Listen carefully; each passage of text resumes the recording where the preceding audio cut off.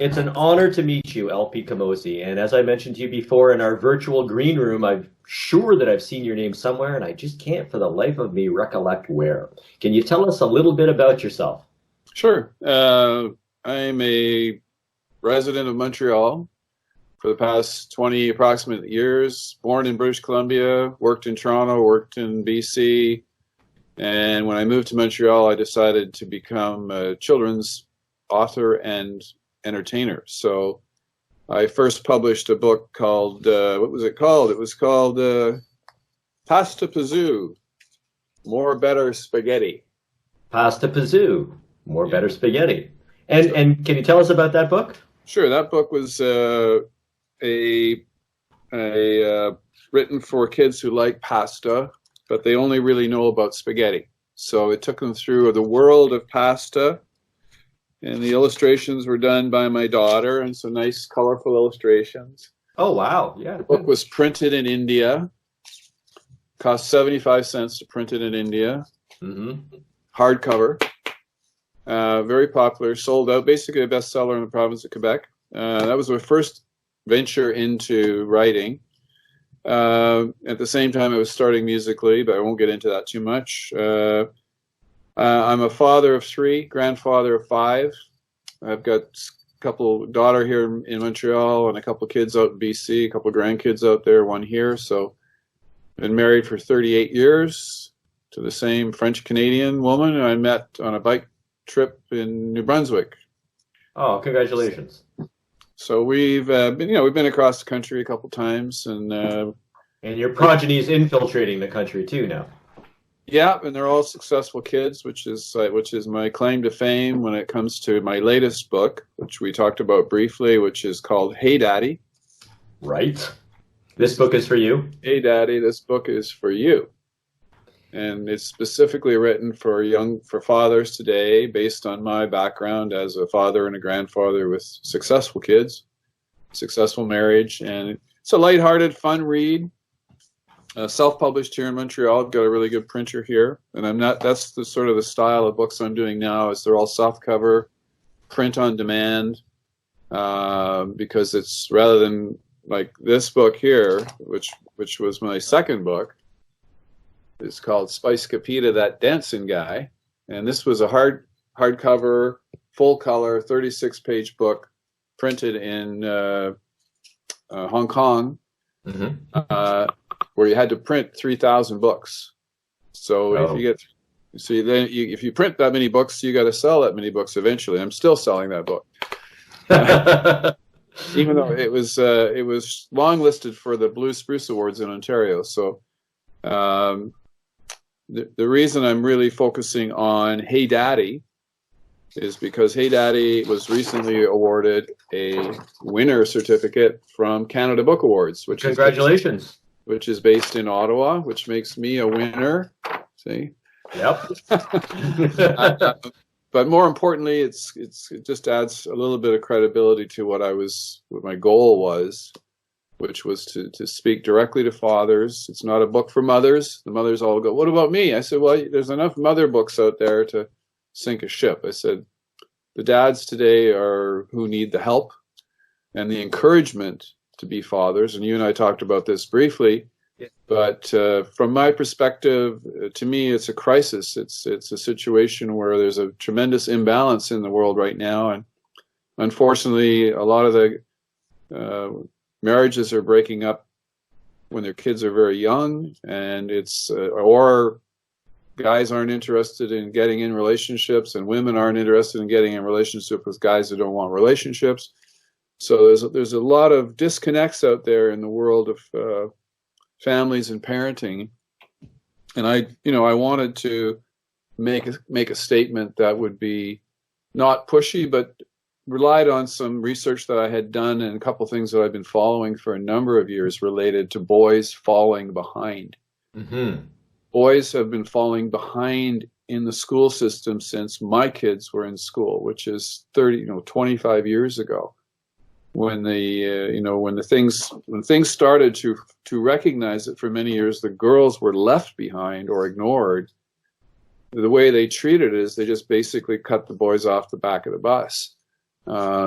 that's resulted in a lot of problems within, as we said earlier, with relationships and how things are coming together. Unless you have a very strong family unit, and strong family units still succeed. But so those are some of the big picture ideas. But at the end of the day, I've always been interested in kids. My job when I was a teenager was a lifeguard. I used to teach swimming to kids. Singing the music to kids is a real joy for me, to get kids involved and sing about things that affect them, whether it's Big Bad Bully Billy, or whether it's I think I'm in love but I'm not really sure with the redheaded girl who sits right here next door. These songs all have things that are still bits of my memory going back into my life, and things that I came across living in either West Coast rain conditions or Northern Ontario snow conditions. Those are what prompted the stories in the songs. So, but this being a book thing, I guess the other. So I've shown you my first book, which was Pasta Bazoo, More Better Spaghetti. Yep. Second book was Spice Capita, which was a story of a boy who went around the world of dance, and every place he went to reflected the artwork of that country. So, for example, this was the hula thing from Hawaii, and you can see very, very gorgeous images that my now graduated artist daughter had done. So she invested a lot of time in it. The third book, which I haven't shown you yet really in detail, is this one, which is Alpha Bones Candy. Yes. And this is a great book because it's an ABC book for parents. Every single page has objects hidden in the illustration that begin with, in this case, the letter E. So kids have to find the objects, and then they can color it. Plus, it teaches them how to write poetry, which is a very simple form of poetry. This has been a really successful book. I just haven't had enough time to sell it, but it's definitely something that I would, given the opportunity in Ottawa, if we ever have the show up there, to present that to people. It's always been I did very well with it at Christmas this year, and I hadn't seen a lot of people for a long time. So other than that, I'm basically healthy, and I like to play tennis. I like to ski. Like to stay alive in this age of COVID-19. Yeah. And by the way, I also have a full-time job. I'm directly involved in some of the things that are affect there. So. Oh, can you talk about that? Sure. I work for a company based in British Columbia called Namex, which is a seller of medicinal mushroom extracts grown, processed, and produced in China and delivered into the United States. So most of our customers are in the U.S. And our business has been steadily increasing over the last 5 years as more and more people understand the value of these products, and aging baby boomers who want solutions to their health in an herbal way. So this is all herbal medicine. So it's my day job. It's I work from my home in Montreal and deal with customers mainly across the United States. And my background is in advertising and marketing, and so I've got a pretty good resume when it comes to the business side of my life. But when I retire, my only business is going to be outside and writing books, hopefully for kids and their parents, and whatever else might come to mind. Who knows? I might actually write a novel someday. That's, when I have the time to do it. So right. LP, can you talk a little bit more about your motivation for being a children's author? I know when you spoke about, hey, Daddy, this book is for you, you were reflecting on your own experiences as a father and a grandfather, and this lack or this deficit in current Western society regarding the role of the father. Can you talk to us a little bit more about maybe what experiences have motivated you to become a children's author? Well, probably first and foremost is that I was bullied really badly when I was a kid. I wore glasses from the time I was 16 months old because I had an eye problem. So when you wore glasses in 1952, or 54 when you went to school, you were one of a kind, because it just didn't exist. So I took a lot of heat for a long time as a young kid growing up, just dealing with people either wanting to beat you up and or whatever. The good thing was that, plus I was a smart kid in school, but the combination of that bullying, I think, affected me in many ways in terms of actually working up to my potential. Because when you get bullied by people, you tend to try to fit in, and you do this and do that. So, plus I had seen and witnessed as a parent, being part of the parent-teacher committees in where my kids grew up, I could start to see how the girls rightfully were getting much better treatment and encouraged to do a lot more things that they weren't doing before. But unfortunately, a lot of boys were falling off the apple cart. So I wanted to write things that would appeal to boys and girls, but I wanted to be able to sing to both of them. I wanted to be able to encourage both of them to do what they want to do. Because I like kids. I've always liked kids. I've got successful kids. I came from a family of 7 kids. So these are all things that were probably part of why I wanted to do this. And I think it's still evolving. I think, who knows where it will go. But I know that I have a very good rapport with children. And if you've ever seen any of my stuff on video, then you would see that, just the kids like me. So, but it's tricky, there's so much paranoia that's been created over the years about being involved in the school system and what have you. It's a very touchy subject. And the other key thing that motivates me, I'll tell you right now, is that what we've witnessed in the public elementary school system in Canada is basically that male teachers have been dumped off the back of the apple cart. So the children today are largely being taught by women, which is fine, except there's not enough male role models in the system.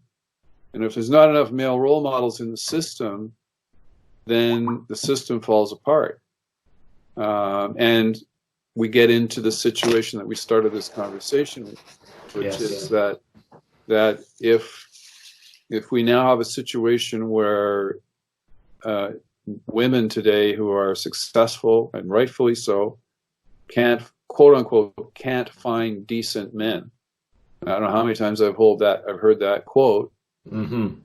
All I got to do is go back 20 years and see how it started, and go back another 15 years and see how male teachers could get thrown out of the school if a kid went to the parent and said, "Daddy, this man touched me in the school," or "Mommy."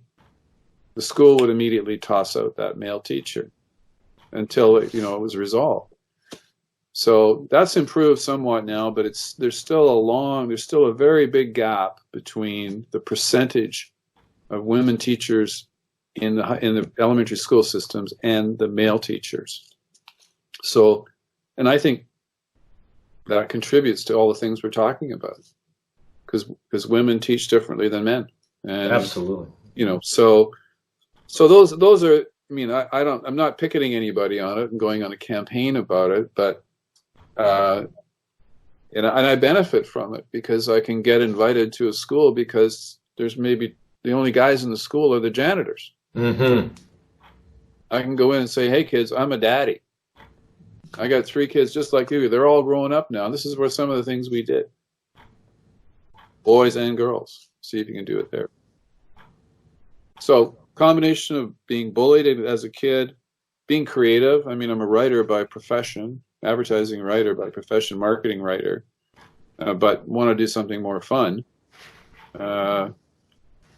Plus, it's a people thing. I love going to doing things where I'm sitting at a show or a fair, and I get to talk to parents, and I get to ask them to have their kids see if they can find a couple objects in Alpha Bones candy, and see them get it. Like it's quite an interesting process. Because I do visits to chapter stores occasionally, actually fairly regularly, but I'm trying to get out of it. But it's just because it's so much work. But you can get families where they'll come in and you'll have two brothers that are, or two kids that are 4 and 5 respectively, or 6 and 4 or whatever.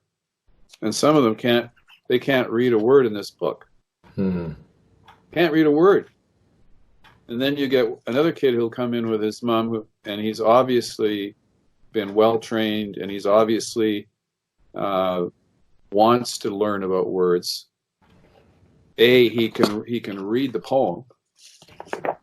B, he can find the objects because he wants to find the objects. And C, he wants to take it home because he can learn how to write a complete thing in the back. And he is an exception to the rule.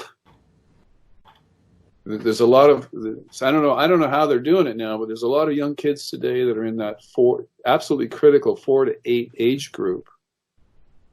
They can't read. Can't read well enough, you know. So now I'm not talking about private schools. That's a different thing. Right. I'm talking about the public system. So, and I'm not wanting to talk about it too much because I'm going to be blacklisted.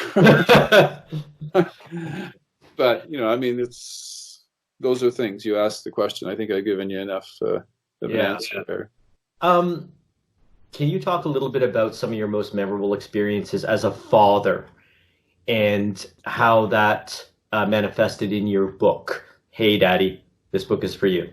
Well, one of the first things mentioned in the book is that I, as a father, my first daughter was born in oh, she's going to get me now. Yep, that's it now. Yeah, either way. She's the artist? My first daughter's now 38, so whatever the time, the year was. But when my wife was pregnant, I went into the maternity ward to help her deliver the baby, which was unheard of in those days. It was just like the woman goes in with the women and the men go outside and smoke cigars with the guys. But I was there at the very beginning of fathers wanting to be part of the birth process. And my wife gave birth naturally to the kids. So it was quite an experience. Yeah. So that was certainly an influencing factor. And the other thing is that as I quit a very good job living in Vancouver, I had a very successful career in Toronto for 10 years in the advertising business. And being a born British Columbian, one of my kids wasn't healthy in Toronto. We wanted to try something new. And I asked my wife what she wanted to do. She could have said, let's go to Quebec. But she'd seen some of the pictures I'd done shooting commercials in Vancouver. And she said, that might be a good place to go. So we packed up the kids and we moved to Vancouver for the health of my kids and also for a change. But as it turned out, the people who hired me and we didn't quite get along. So I was out of a job a year into it, actually 9 months into it. And I said, screw it. I'm going to run my own business. So I started my own one-man ad agency, worked out of the basement, helped take care of the kids. And I've been that way since 1986, I guess, on my own. So, but we never had any money.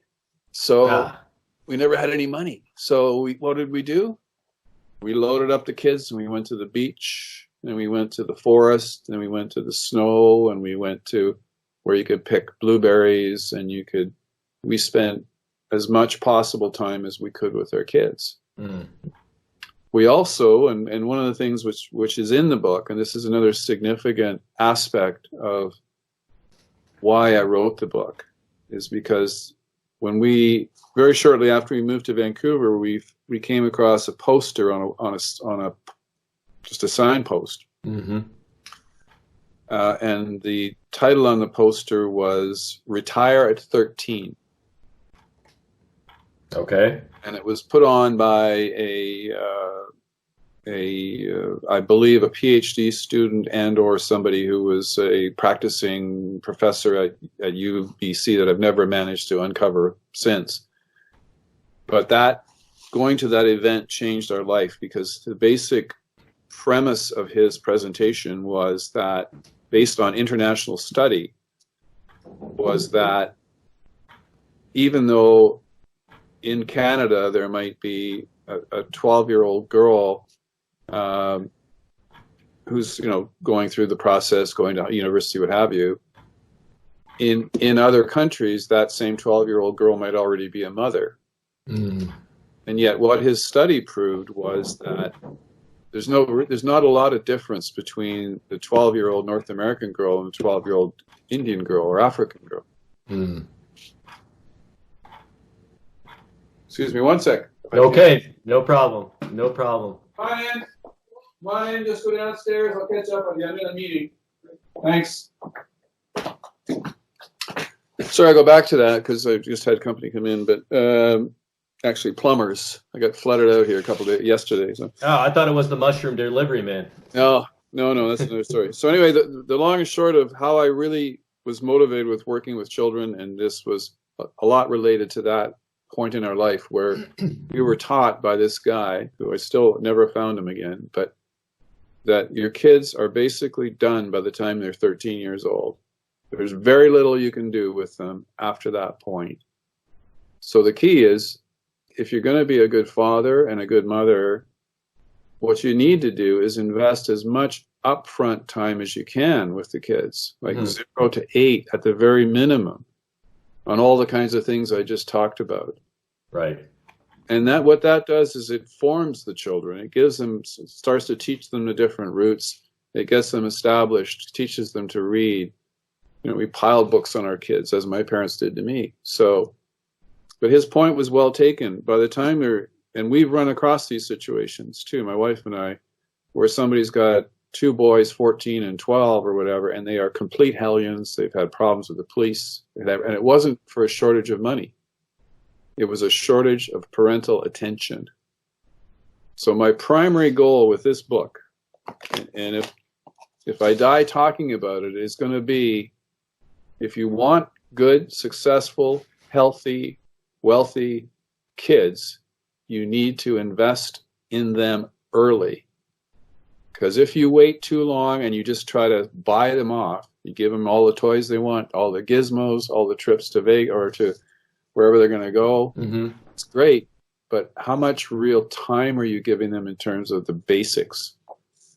And this is, if I had say I had a mission right now, my mission in my later years would be to talk to people about this and say, listen, this is what you have to do, parents. This is really what's going to make a difference in your life with your family. At the same time, it's not a lecture. Right. This book is not a lecture. There's lots of humor in it. There's lots of things in it, like you've already asked questions about what did you do with your kids, and some of those things are listed off in there. Okay. But it's an easy read. It's about a 4.5-hour read. I sell it for $23, shipping included. So how do we obtain a copy of your book then? You personally, or your A viewer in general. A viewer in general can get the book through PayPal. Just go to PayPal, and you're going to want to look for lpcamozzi@gmail.com is my address. Okay. lpcamozzi@gmail.com. Gmail.com is the link in PayPal, and then they can send me $23, and I will package up a book in a nice little envelope that looks like this. And they go in there. The book goes in there. I ship it to them after I get their money, and everybody's happy. Thank you for the step-by-step. Appreciate that. LP, what advice would you give a father who is separated from the rest of the family, so to speak? So perhaps he doesn't have custody, separated or divorced from the mother of the children, because in this day and age that seems to be far more common than it was decades ago, or they were. Yeah, that's a very difficult question, and I've seen it, I've witnessed it. I think we've had this situation in our family with one of our girls, and I won't get into the details on it, but at the end of the day, in this case, what I think is working is that he has custody rights, and he has attention rights, and he has as much of a chance of spending time with his son as his daughter, as my daughter does. And that's taken a while to work that through. Unfortunately, it's a significant issue, because sometimes the breakup is tough, and it's ugly, and the dads get cut out. I mean, I've seen it in Montreal. There's a movement in Montreal at one point because the fathers just weren't getting a fair shake. So I think it's on an individual basis. I think that that has to be worked out between the two combatants, if you will. But the other thing that has worked with people who because I helped mentor a client of mine one time who was, a marriage just wasn't working. And, but I said, I helped her to try to get some therapy, try to get the two of them involved in therapy. Still didn't work. But ultimately, I think the one piece of advice that I noticed from another friend who'd gone through it when I was in Toronto is that they stayed relatively close to each other geographically, so that you could, in this case, their son got a little bit older, he had an automatic choice of being able to go to either of the two residences because they were reachable. So as opposed to a situation where a father today might be, if I was in Montreal, maybe he lives on the South Shore and the woman lives on the island, and it's complicated to get it there. And the other thing is, I guess you just have to get over the anger. I mean, that's not easy. You need to have some counseling probably. And fortunately, my wife and I managed to survive our 38 years together. But I think part of that is that we give each other the space that we want and need at times. So. Yeah, and to be fair, though, it's not easy. I look at my parents' generation, and there were many couples who, they had 4, 5, 6, 7 kids, and finally the woman said, "That's it, Charlie. We're not having any more kids. If you want some action, go get it, wherever you like, and I love you. I'm going to stay with you." But so, and it's gone from that to of course, to having the tools to not get pregnant. But if you go from that standpoint, and my dad in those days, he worked his ass off at night to try and feed 3 kids, selling life insurance. So we saw my dad once a week, basically, for an extended time. But that extended time was a full, intensive day with Dad, and we did everything. And my mother got a day's break. And everybody's different. Every couple today is different. I don't think there's any specific plan. But when it comes to your children, they're pretty smart. They figure it out pretty soon in life as to what's going on, and it's not easy. It's just not easy. So it's not. I can't really go beyond that because I haven't gone into that space. But I will say that it's an unfortunate balance in a lot of cases where there's not enough time for Dad, and there's not enough time for Dad to bring. Especially when it's a boy, boys need their dads to give them direction and what have you. So can you elaborate on that a little bit? I'll be careful how I word this question, but are there things that are uniquely contributed by the father or predominantly contributed by the father that are necessary to the upbringing of children, and specifically sons, as you were saying? Well, it's in the book. You're a marketer, all right. Just to remind. All right, all right. You know what? I'll let you go.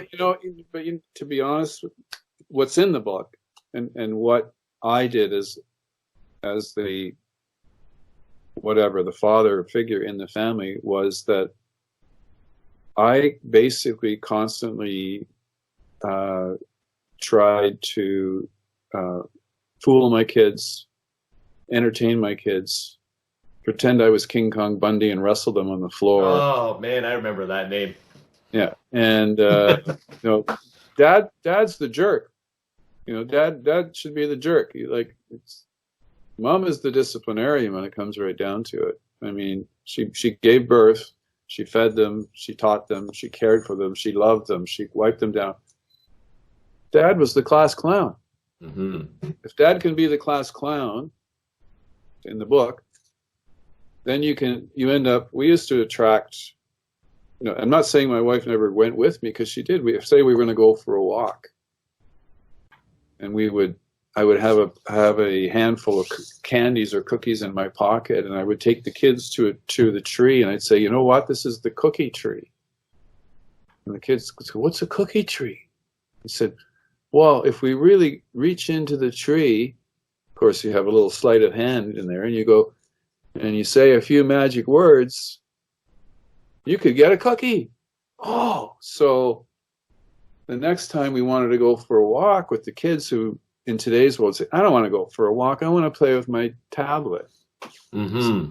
Say, no, we're going to go for a walk to the cookie tree. Oh, let's go to the cookie tree. Now, at some point, the kids are smart enough to realize that they're getting scammed. And they call your bluff.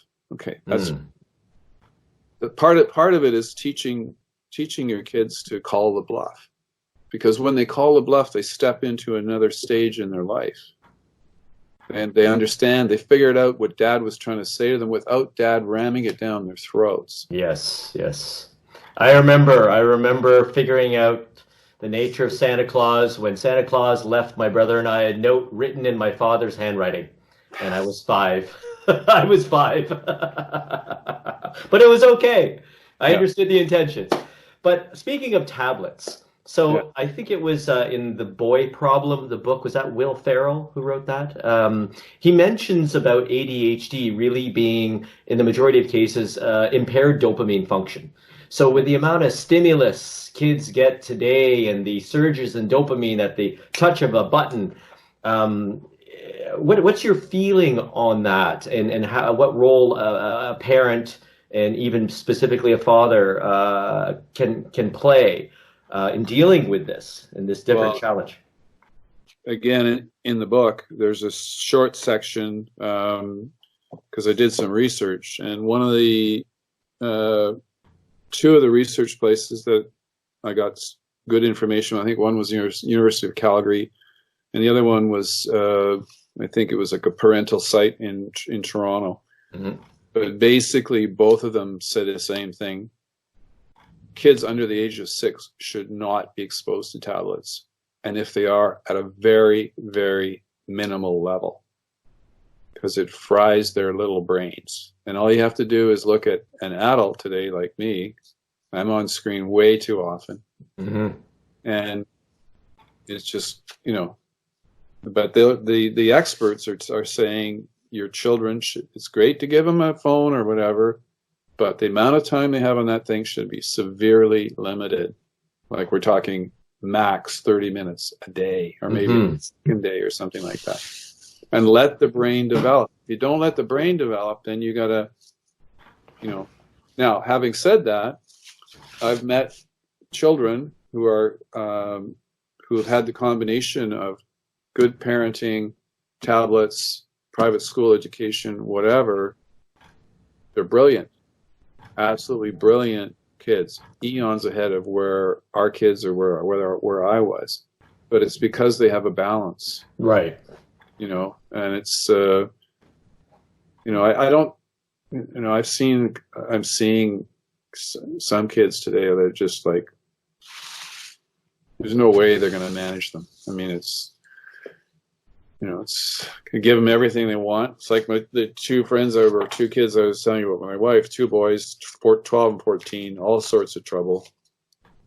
They'd been given everything they could ever imagine in their life. Beautiful house, lots of money, lots of vacations, no time from the parents. And at the end of the day, one of the parents ended up having to stay at home to prevent the kids from either burning the house down, hosting a big party, or doing something that was going to put them back in the juvenile jail system.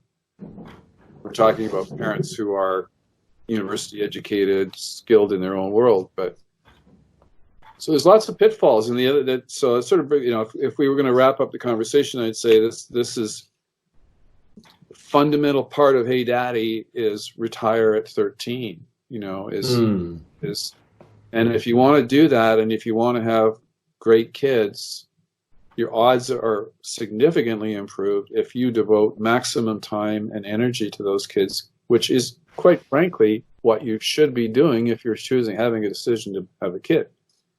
They're not another piece of furniture in your custom-made townhouse overlooking Toronto Harbor. They're a human being that needs to be taught how to grow up.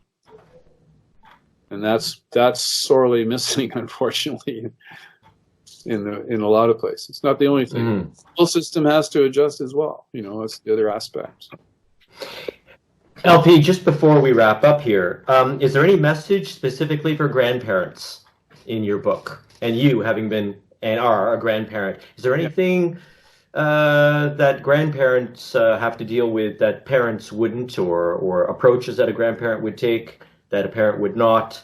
I mean, some people are raised by their grandparents, right? Yeah, so that's true. There's certainly overlap here, but and it's in some places it's absolutely necessary, whether it's single moms or single fathers, and they need to have that support level.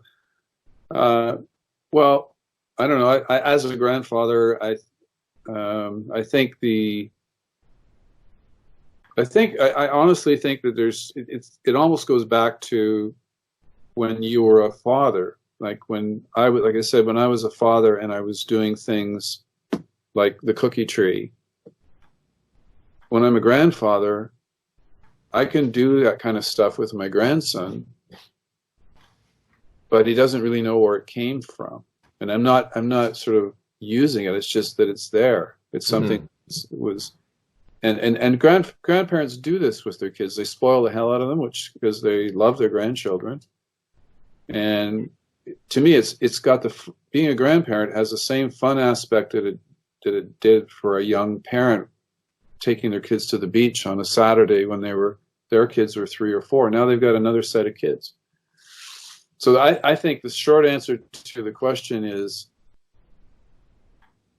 either make up for what you didn't do as a parent because you were too busy, too preoccupied, too money oriented or whatever, and you went through problems with your kids, or do the things that were the most fun with your children, with your grandchildren, because it worked with your children. And that's what a lot of them do, including my wife. I mean, she's happy to spend 2 days over, even though she's still working full time. If my daughter needs help, she'd be over playing games, making stuff up, teaching, reliving your youth. That's what grandparenting kids is about. So lucky grandchildren. Yeah. Is there anything else you would like to say, Patrick? Leonard? Well, I'd just like to say I hope we all get out of this. We can all get back to some sort of normalcy with all this corona stuff going on, and that's going to be a terrible problem for so many people because their kids can't go to daycare. The parents can't. So we'll see if that changes our world in any way too. Do you have any advice on dealing with this for parents that have their children with them now and would otherwise have them in school? Well, maybe it's an opportunity. Maybe it's even taking out the financial side of it, because that's the challenge. They're going to be the real challenge, because there's way too many people that are stretched to the nines these days, and they really don't have any safety valve. And I know what it's like, because it's taken me a long time to get back to being an entrepreneur. I know what it's like to, go to the bank machine and put the card in and put in your number and hope that there's money there. So it's,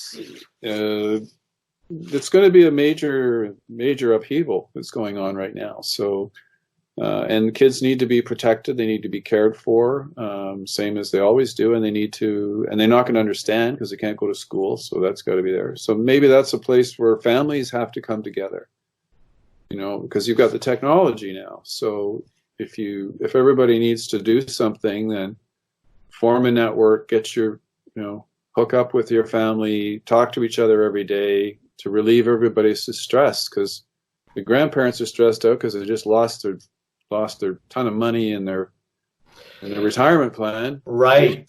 The families are pissed off because they're not going to get any money from the family plan when their parents are, it's not the money thing, but it is a money thing. It's not going to, you need to go back and rely on the simple things in life and in your family.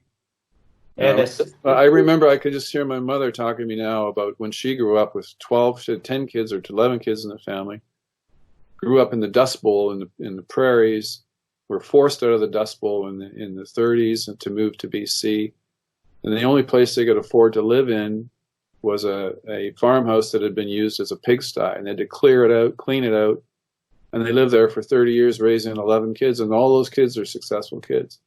Wow. So all the kids were involved in the farm and in the family, in the crops and survival. Half of them didn't have shoes. We're such a spoiled world now. We've got everything and we've got it instantly. But when you really talk to grandparents about what it was like, and this will be the last thing I'm going to say.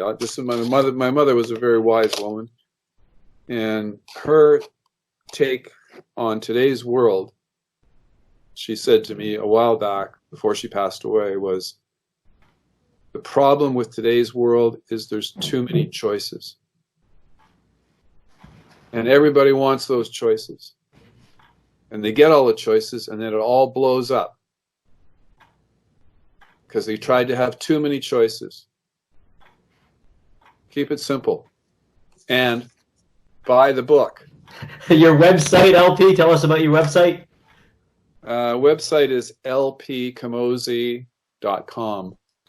Thank you. You've got the spelling there, so make sure that gets up properly. And I really enjoyed the interview. I thought you did a great job, and I appreciate this opportunity. And I look forward to being in Ottawa, hopefully, once all the dust settles and we're at the book fair. And like I said, I've got all three of these books are available to be shipped to people. Okay. This one is $23, including shipping and tax. This one is $21, including shipping and tax. Okay. This one is $19, including shipping and tax. Okay. So basically, they're all very good value books. All had some sort of winner thing attached to them, but this is my mission. Understood. Understood, LP. It's been an honor, and I look forward to meeting you in Ottawa. Thank you for your insights, and stay safe at this time. I will. You too. Take care. Bye-bye. Thank you. Bye-bye.